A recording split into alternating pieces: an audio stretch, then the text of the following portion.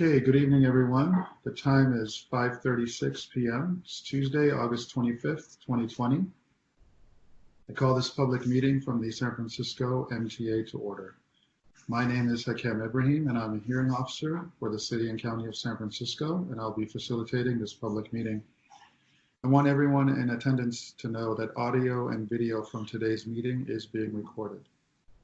The purpose of today's meeting is to discuss the installation of temporary emergency transit lanes for the 19 Polk bus line on 7th and 8th Streets south of Market Street. These changes, although temporary, have been previously approved by the SFMTA Board of Directors, and the goal of today's meeting is to provide outreach regarding the need for the change and information detailing the changes. These public meetings would normally be conducted in person at City Hall, SFMTA headquarters, or a community center. But in a sign of the times, we're holding this meeting online. So I want to thank everyone for joining us via video or audio conferencing. If you are joining us via video conference, you can view shared materials presented during the public meeting. However, if you'd like to make public comments, you still have to dial in using the following phone number. The telephone number is 1-888-363-4734. Again, that's 1-888-363-4734. Then you can enter code 701-4320#. For users who are joining us via the video conferencing, ensure that you select Don't Join Audio for the best online experience. When I open the phone lines for public comment, you will dial 1, then 0 to be placed in the queue for public comment. Each speaker will have up to 2 minutes to provide public comments. If you prefer to provide comments and/or feedback regarding today's meeting in writing, you can email your comments to tellmuni@sfmta.com. That email address will be monitored during today's meeting. And after the meeting as well. The email is on the screen right now. For those listening again, the email is tellmuni@sfmta.com. That's TELLMUNI@sfmta.com. Joining me today are a number of SFMTA staff members. Aaron McMillan is a public information officer with the SFMTA. Aaron planned and organized today's meeting, so I thank you for your role in making tonight's meeting happen. Presenting today will be members of the project team, Kanzai Ushida and Tracy Lin. Kanzai is the project manager for the temporary emergency transit lanes project on 7th and 8th Streets, and Tracy Lin is a transit planner. We're also joined by Edgar Orozco, who will be assisting with note-taking during today's meeting. As always, I'd like to take a moment to thank members of our IT department who are providing support for today's meeting. With that said, I will now turn it over to Kanzai. It's all yours. Great, thank you. Hi, everyone, and thanks for joining us for this meeting about the temporary emergency transit lanes on 7th and 8th Streets. My name is Kanzai Uchida, and I'm the project manager for this work. I also manage the city's long-range transportation planning program called Connect SF, and I'm also returning recently to my MTA work after spending 4 months working in the city's Emergency Operations Center.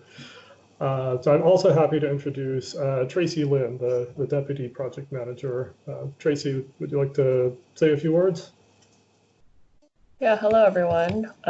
First off, apologies if you see your screen flickering. The screen sharing only allows me to show one screen at a time, so when I tab back and forth between windows, it tends to flicker a little bit.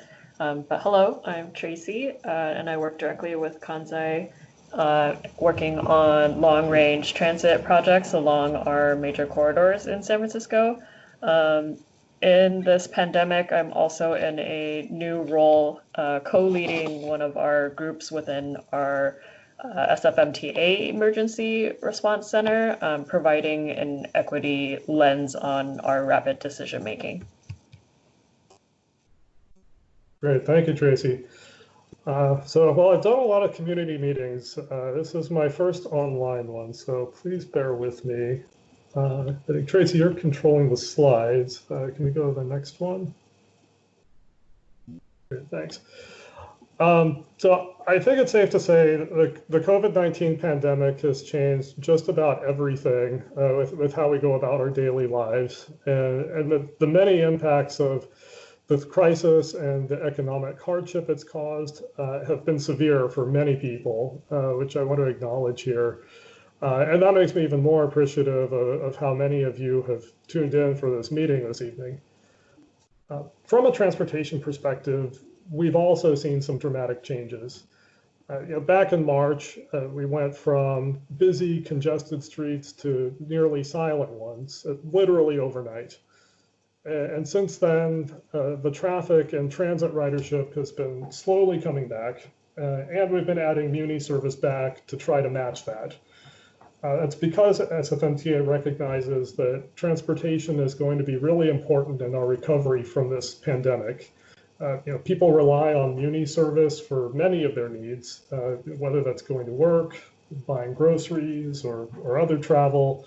And many riders don't have a lot of other options, which makes it all the more important to have Muni service available. We're also in a situation where we can't move as many people on our buses as we used to. For one, we need to keep the buses less crowded for social distancing. And we also can't use our buses as intensively as we used to because we have to take them out of service more often for cleaning as a safety precaution. This means that our buses, which were already crowded before the pandemic, they just can't carry as many people as they once did. And in order to keep up with the increased need for Muni trips as the economy recovers, we're going to need to find ways to do more with the buses we have. Can we go to the next slide, Tracy? Thanks. So this map shows how travel times on our buses have changed during the pandemic. In April, during the height of shelter in place, we saw that congestion was virtually gone, and our buses were moving significantly faster as a result. We see numbers here approaching 50% on this screen in terms of travel time savings. And on 7th and 8th Streets in particular, which we'll talk more about this evening, we saw bus travel times decrease by about a third. So this lack of congestion has allowed us to bring back quite a bit of Muni service, including just last weekend, even with our new constraints on bus crowding and the more stringent cleaning schedules. The reason we've been able to bring back as much service as we have is because the buses now take less time to travel from one end of their route to the other. So, let's just to give a simple example, let's say a bus route normally takes 30 minutes to go end to end, and we want to run the bus line every 10 minutes, 30 divided by 10, we need 3 buses. Now, if it only takes 20 minutes to go to end because there's less congestion, now we only need 2 buses. Or we could keep 3 buses on that route and run the buses every 7 minutes instead of every 10 minutes and carry more people. That's how we've been able to add back as much Muni service as we have, despite the new constraints on how we use our buses. But in order to keep that service in place and add more as the recovery goes on, we need to make sure that traffic congestion doesn't cause those travel times to go back up. And one way we can do this is to quickly install transit-only lanes on some of these streets on a temporary basis, where we've seen big travel time decreases during the pandemic, so that those travel times stay short as congestion starts to come back. That's why our MTA Board of Directors on June 30th made an emergency approval of temporary transit lanes on several streets, including 7th and 8th. By painting the lanes in quickly before more congestion returns, we can keep travel time short so that we can use the limited buses we have to provide the most service possible. Running our buses more frequently keeps them less crowded, And the faster travel times also shorten the amount of time that passengers spend on the bus, reducing the time that people are in close proximity to one another potentially. And both of those are going to be important during this pandemic. Now, since these lanes were approved on a temporary basis under the city's emergency order, we're just going to be implementing them with white striping. We're not painting them red. And they have to be removed within 120 days after the end of the emergency order. But we'll be monitoring them closely during that time, and we can make adjustments before then if there are any unforeseen impacts. And if they work well enough to keep in place long term, we can also explore making them permanent. That would require a full public process and MTA board hearing like you're used to seeing for street changes, rather than the expedited process used for this emergency approval. So this is definitely going to be a work in progress. We're not just going to paint the lanes and walk away. You know, as we go through the painting and monitoring of the temporary lanes on 7th and 8th, we'll come back to you and seek your input on how things are working and how we should move forward, particularly when the emergency order starts drawing to a close. So I'll turn it over to Tracy now. We'll talk a little bit more about the program and the specific design of the temporary lanes on 7th and 8th. Thanks, Kanzai. So I'll go into some of the benefits, which Kanzai has already mentioned. We've sorted them into categories here on this slide. So the first one is a transportation benefit. So we can deliver more service if our buses complete their trips faster, because then they can be sent on more trips throughout the day. That way we're able to increase some frequencies or run existing service using less buses, and those buses that we save can then be placed somewhere within our system to help alleviate some of that pressure that we're facing. It also means faster travel times for riders. It'll get faster to get from point A to point B because of the savings we're seeing, which is really important because we are struggling with limited operators right now, which does impact our service too. And then from an equity standpoint, we know that our riders right now tend to be essential workers, and a lot of the times Muni is one of their only choices for getting around. And so it's more critical than before for us to help reduce the risk of exposure. And with the transit lanes, if we can get more service, decrease crowding, provide enough space for people to physically distance, then we can reduce the risk of exposure for people and then ensure that there's enough room on board, basically. So that also goes hand in hand with public health. Reducing crowding on the bus helps reduce the spread of COVID-19. It's a healthier environment for everyone.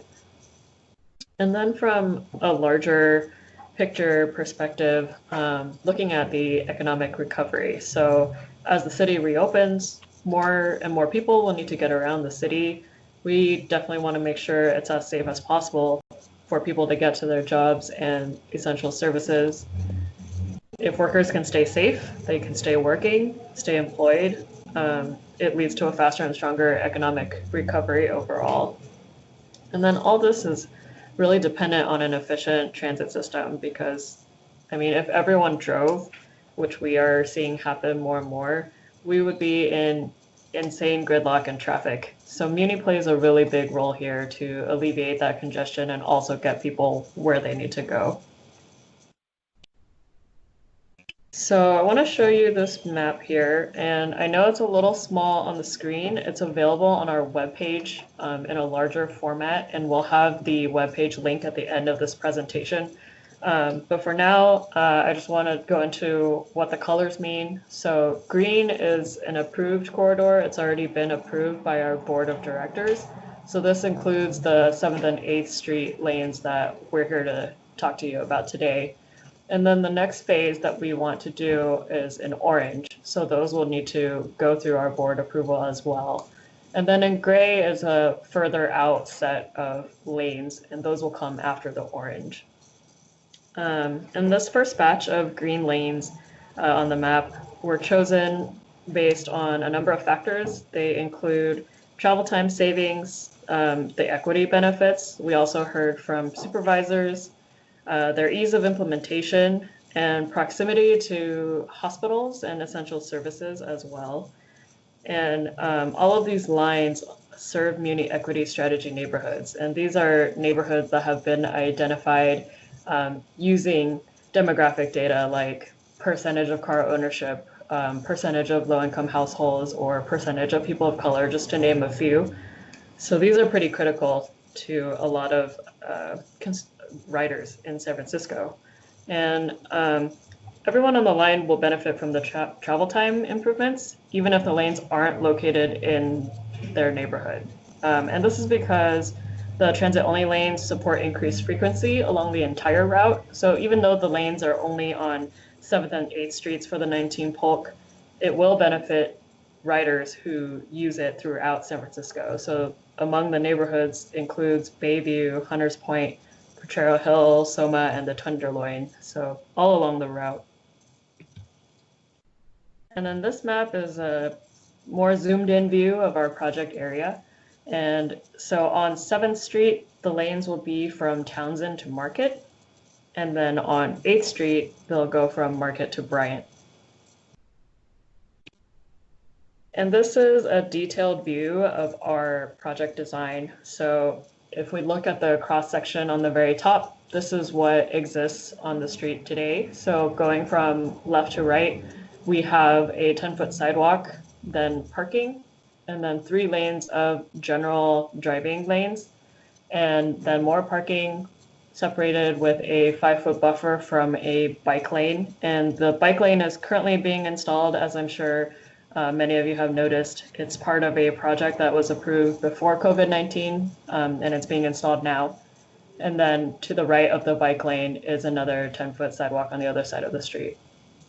And so if we look at the cross section on the bottom, this is what it would look like with the temporary emergency transit lanes. So again, going from left to right, we have the 10-foot sidewalk, parking, 2 lanes of traffic, and then the rightmost lane of traffic will be used for the bus, taxi only, as well as right turn lane for cars that are trying to turn right off of these streets.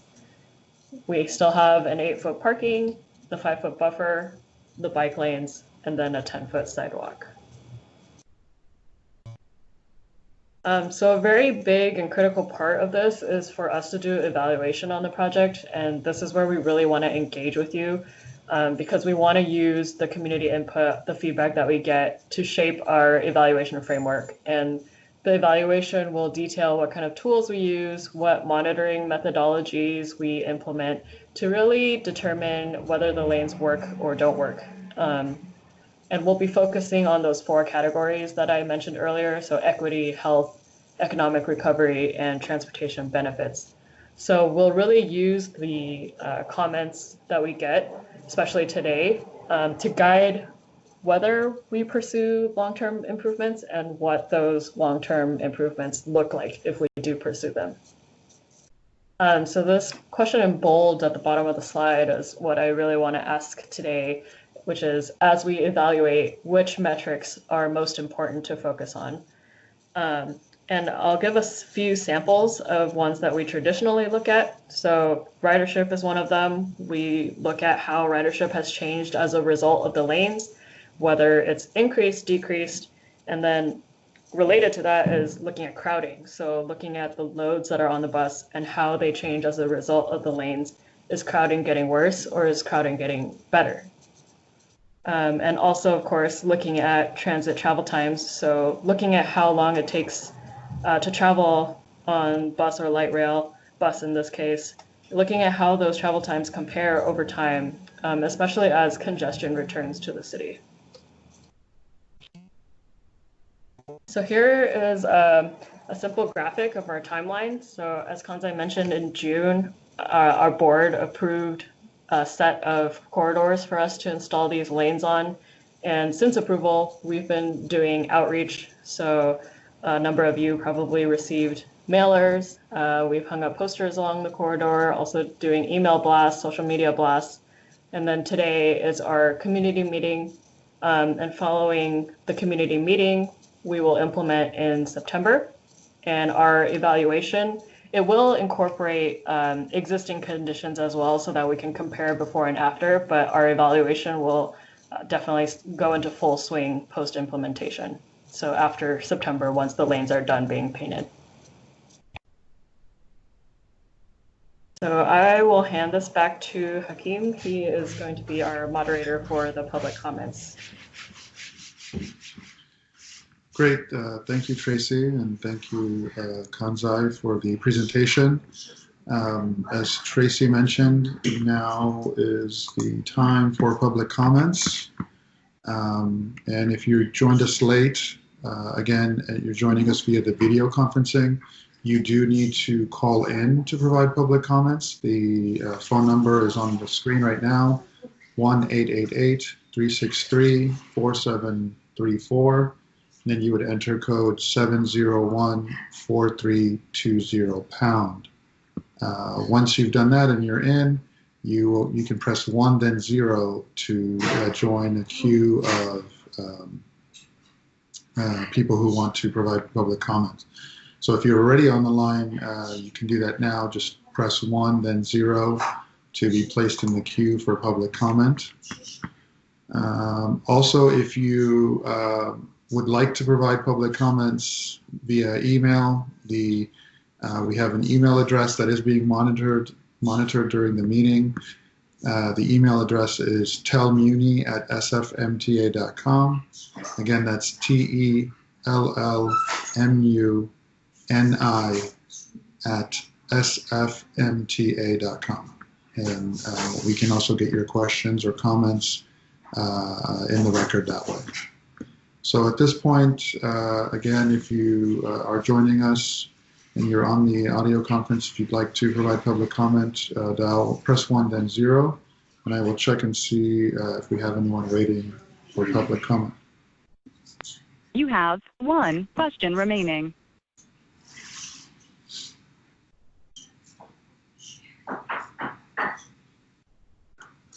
Speaker, are you there?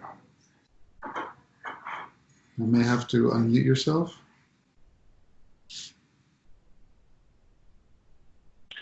Hi, my name is Elliot Schwartz, and I live in Potrero Hill. And I often take the 19, and I'm in strong support of the transit lanes.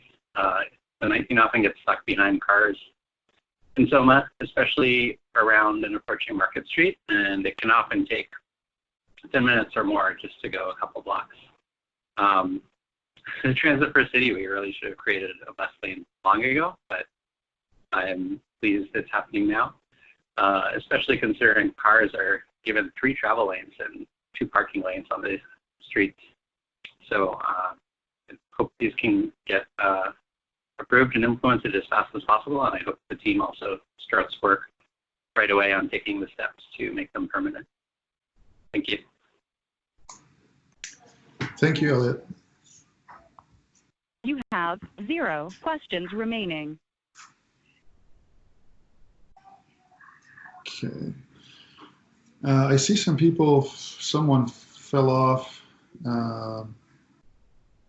and then came back on. So again, if you called in and you'd like to provide public comment, you, in addition to entering the phone number and then your participant code, you also need to press 1 then 0 to be placed in the queue. So I do see some additional callers who are on the line. If you'd like to provide public comment, please press 1 then 0. You have 1 question remaining.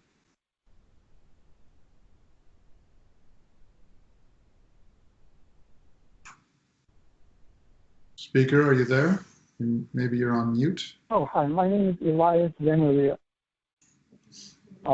I used to live in Cathedral Hill and work near Potrero Hill. And sometimes I would take the 19th, and it was agonizingly slow along 8th Street on the way there, and agonizingly slow on 7th Street on the way back. It was sometimes probably not even faster than walking. I think I support the emergency transit lanes, and I think they should be made permanent. I think the city should stand up to its transit first policy. And I think this would be helpful to a lot of people. And this would be helpful for people who don't have cars, and it would be helpful to convince people to not use their cars as much if they have them. Thank you.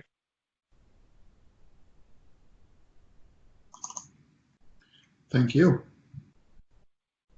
You have one question remaining.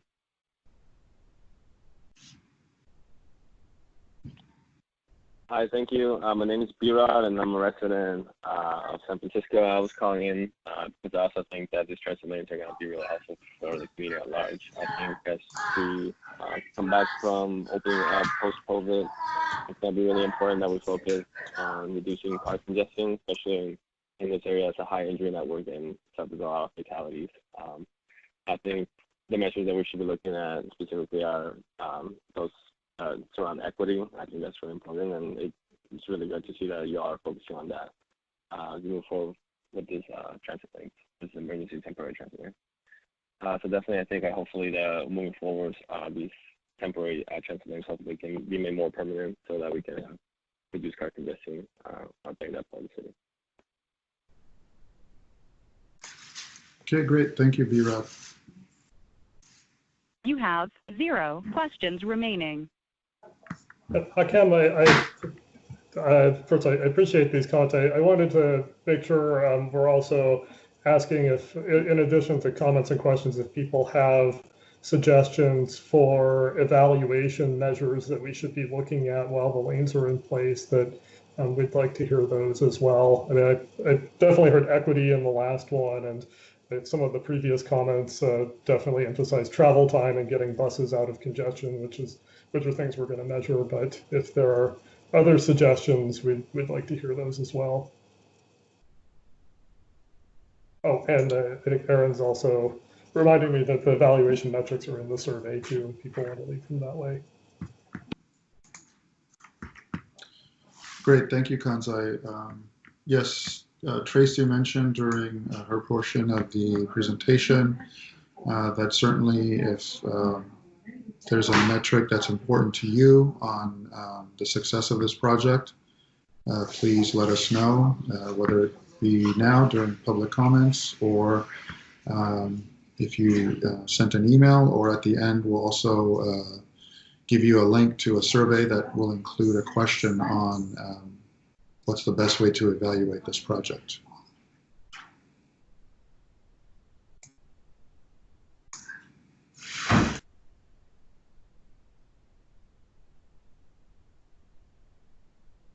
I have a couple more people who called in. So if you just joined us and would like to provide public comment, then please, you've dialed in. I see you you've joined the audio conference. Just make sure you've pressed 1 then 0 if you'd like to provide us with public comments or questions, or even, as Kanzai mentioned, what you feel is the best way to evaluate this project. You have 1 question remaining.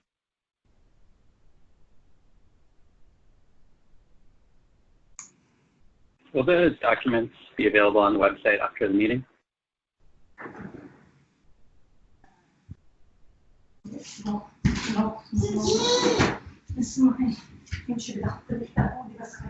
You have 0 questions remaining. Yes, to answer that question, yes, they will be on the project website after the meeting.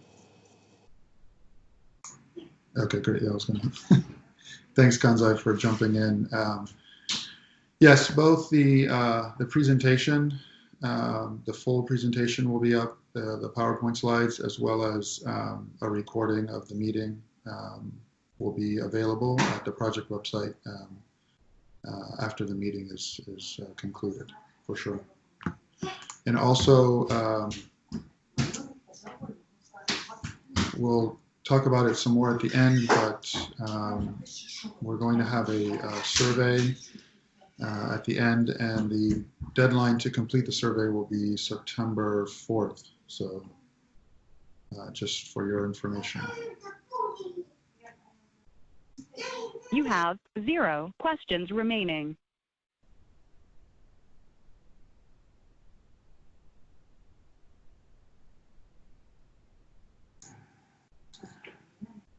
Okay, I had one more caller join us late. So again, if you are interested in providing public comment, you're not just listening, don't forget to press 1 then 0. This is kind of a last call here for public comment. If you would like to provide public comment or have any questions regarding the project, please press 1 then 0. You have 0 questions remaining.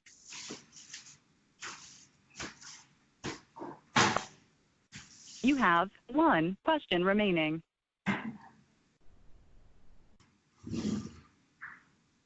Hi, Go ahead. my name is Patricia. I live along the Polk corridor in the Lower Nob Hill Park, and I'm really happy you guys are doing this. I guess I'm just kind of curious, if the lanes are only going to be painted with the white paint, how are we going to make it obvious to the drivers that they shouldn't be there? Will there be some sort of outreach campaign, somebody directing traffic at least for a little while so people know to stay out of the lane? Because we know drivers aren't necessarily the best at paying attention to markings on the asphalt. Thank you. Thank you. Kanzai, did you want to address that?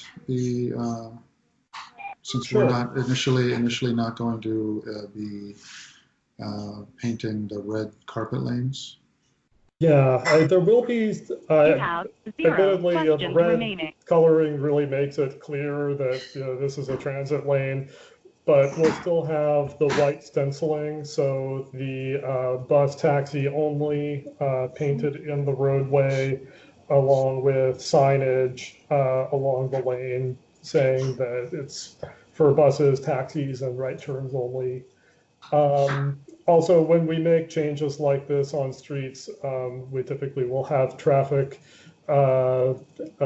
agents, traffic officers on the street to help facilitate the transition for drivers.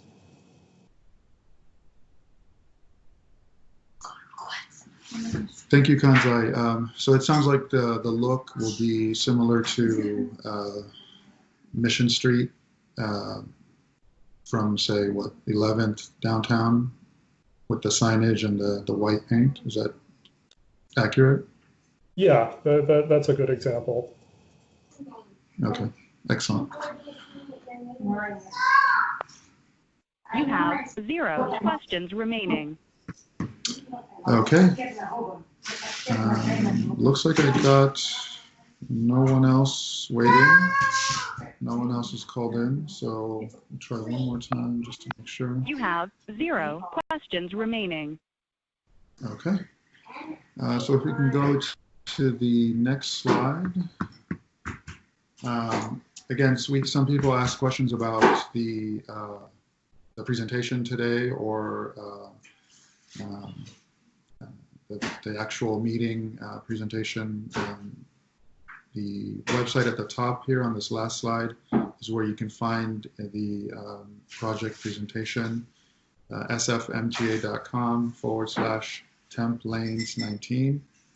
Again, the Tell Muni at sfmta.com website will continue to be monitored even beyond this meeting. So if you had some additional questions or comments, or maybe reviewed the meeting once it's posted to the website, and you had additional questions, by all means, send an email to that address, tellmuni@sfmta.com.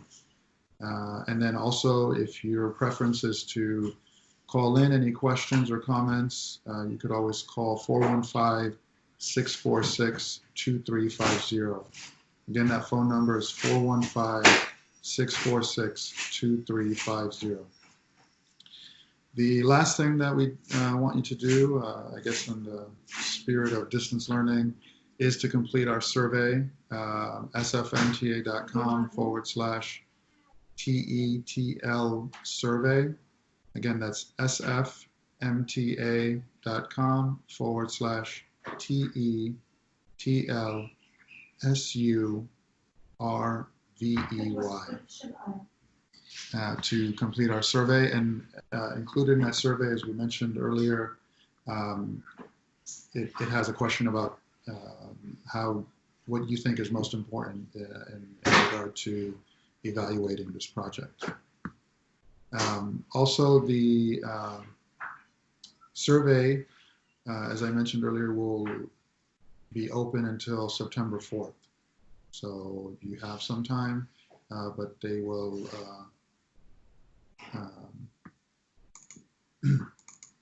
it will be available until September 4th, so you do have some time before you can fill that out. And maybe we can post that to the project website as well for you, just in case you didn't get it or just need a refreshed. We'll post that survey to the project page. With that said,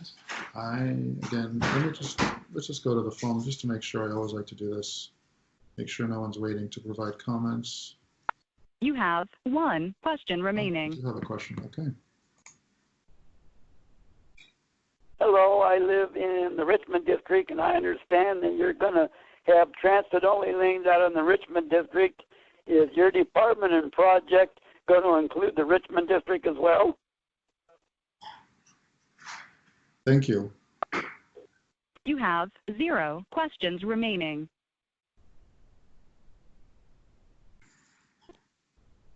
Hi.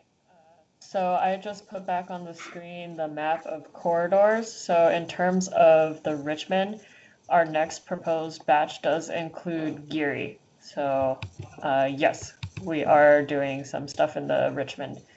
And then we also have in gray, if I know it's a little hard to read on the slide, but we also have a corridor along Fulton as well as Park Presidio running north and south for a future time after the orange batch gets approved.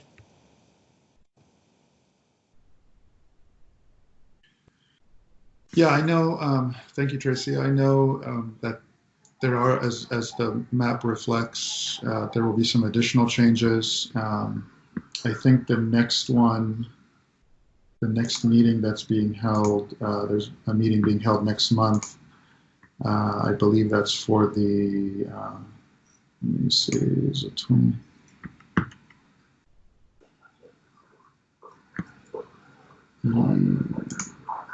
Yes, so look for the meeting next month. I think is the O'Shaughnessy project, if I'm not mistaken.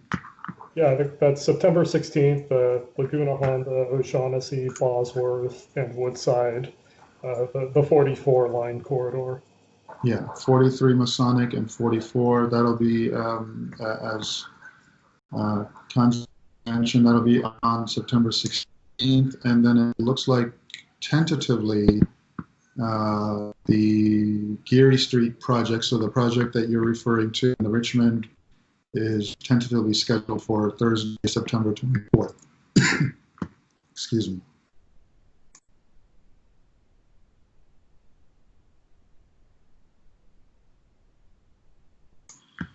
Okay, with that said, again, I want to thank everyone for joining us this evening. I know it's not under ideal conditions and that normally these meetings would be held in person.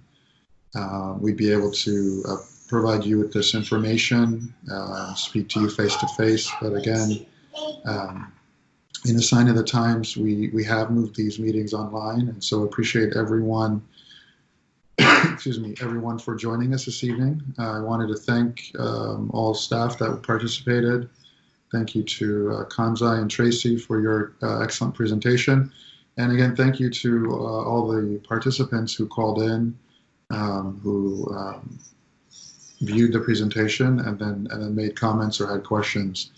Again, it's not an ideal way, but it is, as the MTA continues to adapt, we appreciate you adapting with us and continuing. We continue to do the MTA's work despite the pandemic, and hopefully continue to provide an excellent transit system that you can use throughout the city.